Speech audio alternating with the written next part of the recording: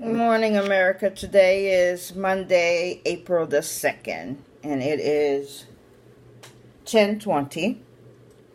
I'm going to be reading from Psalms 2, and we're just going to read it from the old version of the Bible because I just read the new one in the New International Bible, and there are too many verses that have been changed drastically, so it's best that I read it from here.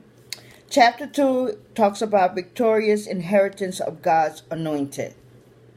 It has black for sin, blue for salvation, one verse, and that is uppercase lettering, verse 6. Then it has pink for witnessing, and that is almost all uppercase lettering, verse 7, 8, and 9. And then we have 10, 11, and 12 is red for discipleship. So let's begin. Why do the heathens rage and the people imagine a vain thing? 2. The kings of the earth set themselves and the rulers take counsel together against the Lord and against his anointed, saying. 3. Let us break their bands assembly and cast away their cords from us. 4. He that sitteth in the heavens shall laugh. The Lord shall have them in diversion as he does today. 5. Then shall he speak unto them in his wrath and vex them in his sore displeasure. Let's go back here to verse 2 where it says, the kings of the earth set themselves and the rulers take counsel together against the Lord. In the same way that the rulers, the church leaders took counsel against Jesus, the nation's rulers today, which do not qualify to be judges. Why do I say that? Because in the biblical time, the judges had to be wise and instructed. Instructed in what? Instructed in the laws and the sanctions of God. In order to them to judge righteously, they needed to be wise and instructed. The judges today do not have that as a qualification.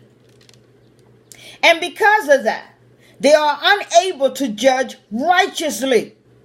And this is why you have people in jail who are innocent.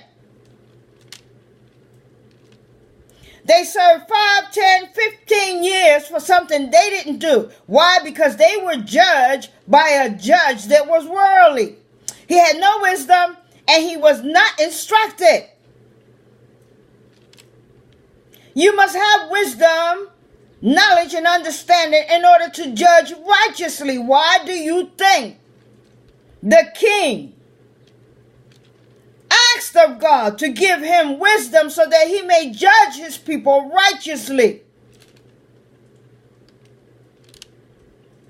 That's why. He wanted to be fair.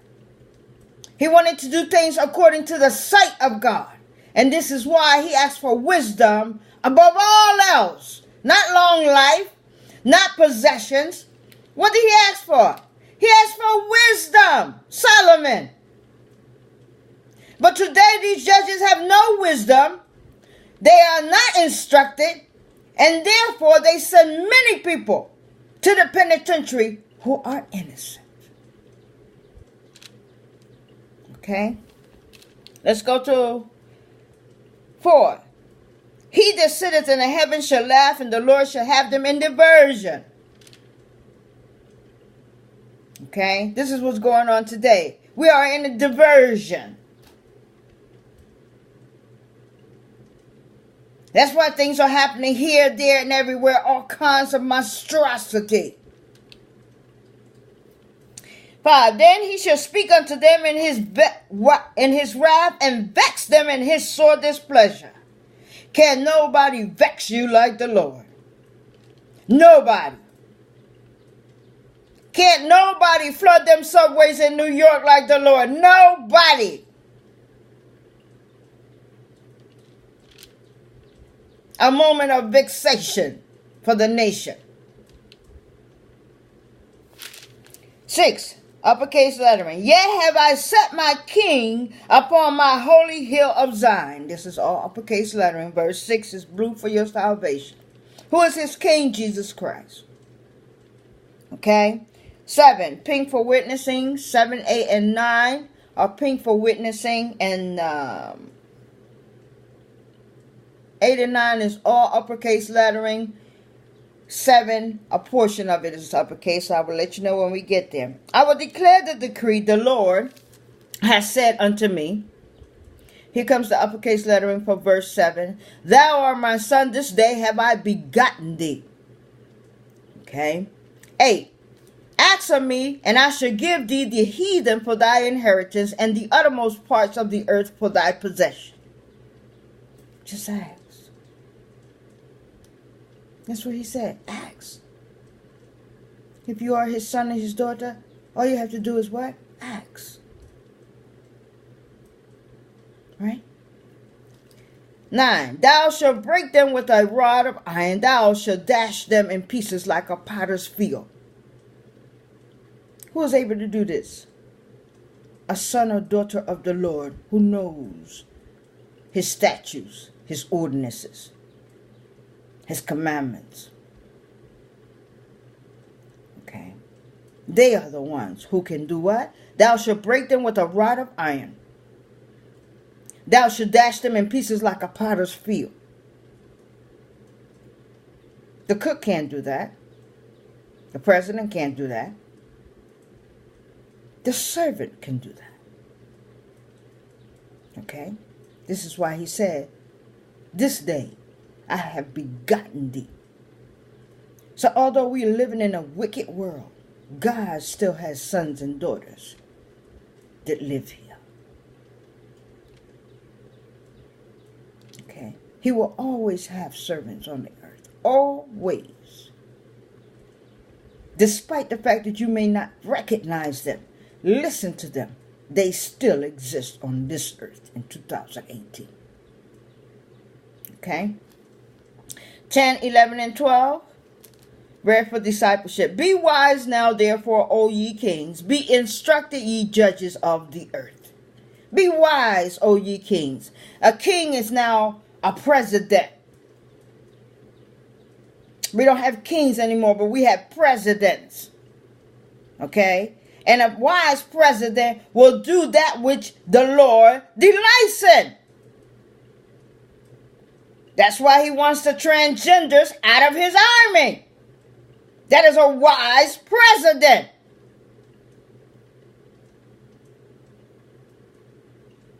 Why? Because should you use your army, you want the Lord to walk before thee. You want his favor. You want his blessing. So you must remove anything that's in your army that displeases God. It's not about offending people's feelings. It's about winning a battle. Should he have to use his army?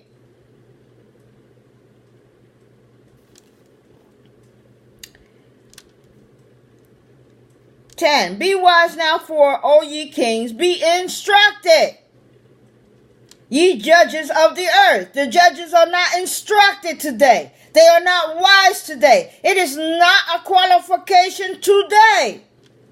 And this is why people are sitting behind bars who are innocent. They don't do 1 or 2 days. These people do 15, 20 years before DNA frees them. It's a disgrace. And quite frankly, according to the laws of God, the judge who presided over that innocent man's case, the district attorney, the lawyer that handled the case of that individual should be taken to a wall and shot.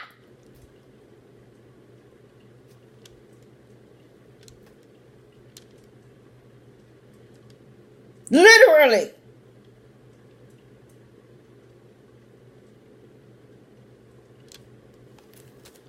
Be wise now, therefore, all ye kings, be instructed, ye judges of the earth.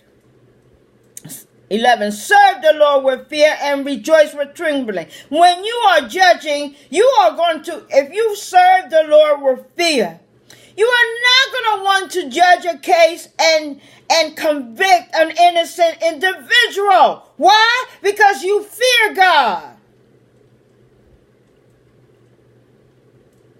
But if you have no fear for God or consider him not, you don't care about who goes to jail, innocent or not. Next case.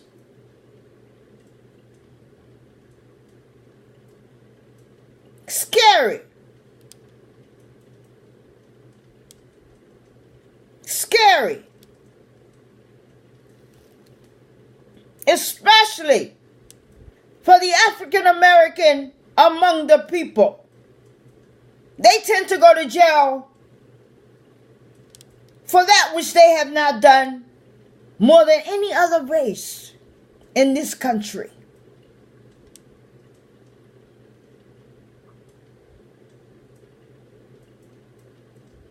Every time I see a man who's been freed after 15 years, he's an African American man. Scary. 11. Serve the Lord with fear and rejoice with trembling. 12. Kiss the Son, lest he be angry and ye perish from the way, when his wrath is kindled but a little. Blessed are all they that put their trust in him.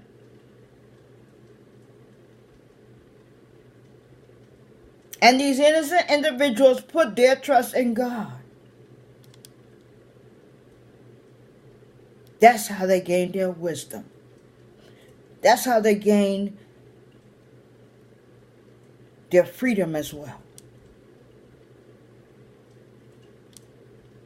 Okay, so no matter what your situation is, don't let go of your trust. No matter what it is, don't stop trusting God, because he already knows the situation. Okay? And he protects these people. The innocent. Not the guilty, the innocent. The guilty who go to jail get exactly what they deserve. But the innocent, he upholds them. Okay? So regardless of what your life is, what you're going through in life, people, keep that trust on high. Because you can trust God. Man, that's another story. Thank you very much for listening to us here at Spiritual Water. My name is Brenda Guerrero. As always, may the peace of God be upon thee. May the protection of God surround you.